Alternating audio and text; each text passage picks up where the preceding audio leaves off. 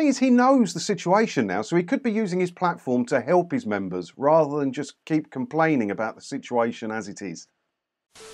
Is your TV a bit rubbish and you wish it did more? Why not get a new streaming stick? Have a look at the link on the screen, or it's down in the description somewhere, to see my top recommendations for streaming sticks on Amazon. Go and have a look after you watch the video, obviously. Hi, it's me again, and Dennis Reed, who's campaign director for Silver Voices, an organisation which I believe in. They help many of the OAPs understand a lot of stuff, and they fight for many of the good causes. And one of the fights he's been involved with, and I've had a couple of emails from him and he's seen a few of the videos, it's the TV licence stuff. He has been forefront in that. He gets a lot of lines in the paper. You know, they always go to him for comment on anything to do with the OAP TV licences. But he's complaining again here, and I can't help but think that he knows the situation now. He's been fighting for it for a while. The situation hasn't changed. You could use your platform for your members to help them understand how they could not pay the TV licence, rather than just continually digging the BBC out for not helping more. You know they're not going to help. It's the BBC. They're not interested in helping you. So you need to help your members more. Look. BBC slammed for doing nothing to tackle cost of living crisis as licence fee row grows. Campaign director Dennis Reed asked what the BBC is doing as a compassionate contribution to support pensioners in the cost of living crisis, noting that some broadband providers are providing social tariffs for those in hardship. I mean, a lot of people are struggling at the moment, and a lot of older people are struggling at the moment to make their monthly bills. And if you talk to the company that you owe the money to, they may help. As he said there, some broadband providers are helping with lower tariffs and things like that. And there are other companies, energy companies and that are offering help here and there. And he's right, the BBC are doing nothing. The BBC are doing nothing. They want their 13 quid a month, or they'll send you horrible threatening letters, or maybe even send the boys round to your door to demand money with menaces. They will.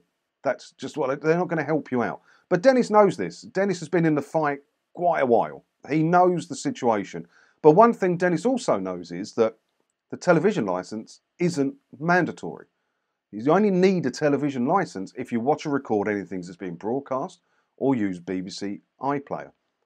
And I think he needs to do more on his, the situation he's in with his big organisation and all the OAPs there to help them understand that they can avoid paying it.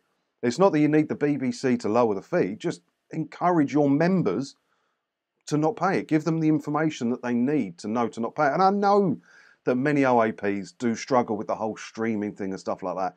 My mum's 75 and I've had it with her. She's quite good at it now, but she could not be bothered with it all. Luckily now she gets a free TV licence anyway, so she can go back to, we've got a Sky, and she can go back to watching stuff as she knows to watch it, because she did struggle with having to stream everything. She really did. She just could not be bothered with it. So I get that. I get that. But there are many out there that are perfectly au fait with technology, just they may not understand the rules. You know, I was brought up to believe you've got to pay your TV licence. When I got my first place, one of the things my mum said was, don't forget to pay your TV licence every month. You don't have to. It's not based on you owning a television. It's based on what you use that television to do. And I'd like to see Dennis Reed talk more to his members about that than just complaining about the BBC all the time. That's what I try and do here. I don't like what the BBC does. I don't like that the BBC threaten you and promise to send the boys round and they won't lower it for OAPs or give OAPs free one. I don't like any of that. So that's why I encourage as many people as possible to cancel their TV licence fee and not pay the BBC anything, because you still watch probably 90% of the stuff you'd watch anyway. You just have to watch it in a different manner. You have to stream it on demand.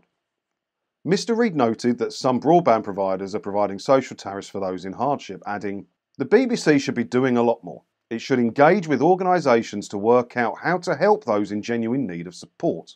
They should be far more sympathetic towards people's circumstances. For example, we think that households with people with dementia in them should be exempt from paying the licence fees."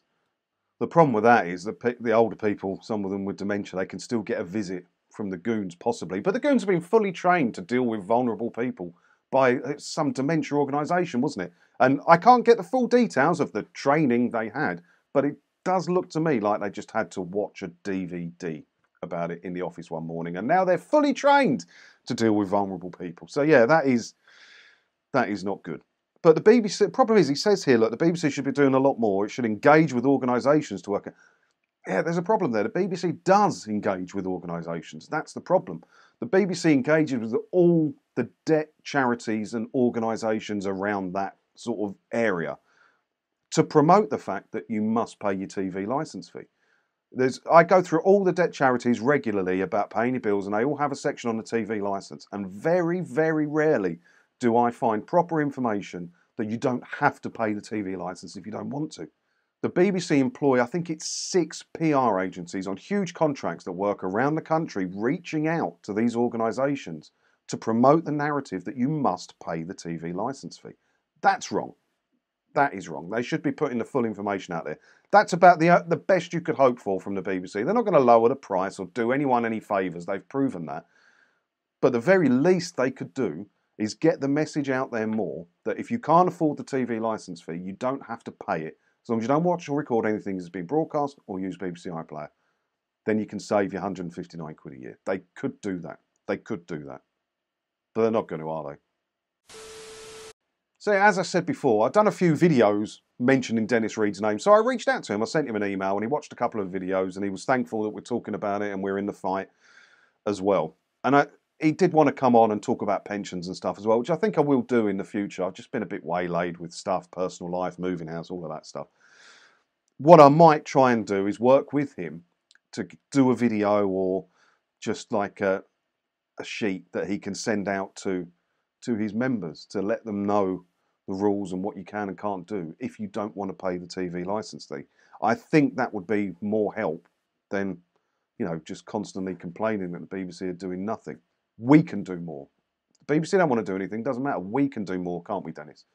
Let me know what you think about this down in the comments below. As always, thanks for watching, and don't forget to hit the subscribe button if you haven't already, because that way, hopefully I'll see you in another video again soon, won't I?